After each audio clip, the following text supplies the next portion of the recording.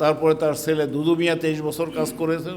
46 বছরে ফরাইজি আন্দোলন বাংলার জমিনকে অনেকটা পরিশুদ্ধ করার ক্ষেত্রে বিরাট ভূমিকা পালন করেছেন এবং তাদের পাশাপাশি তিতুমির কাজ করেছেন পশ্চিমবঙ্গের কাছাকাছি এলাকায়। আর পূর্ব বাংলায় ব্যাপক এলাকা জুড়ে কিন্তু হাজী শরীয়তুল্লাহ এবং তার বংশধরগণ দীর্ঘদিন পর্যন্ত কাজ করেছেন। আমরা এটার সাথে কিন্তু কাবা শরীফের একটা সংশ্লেষ সম্পর্ক আমরা দেখতে পাই। তিনি গেছেন কোথায়?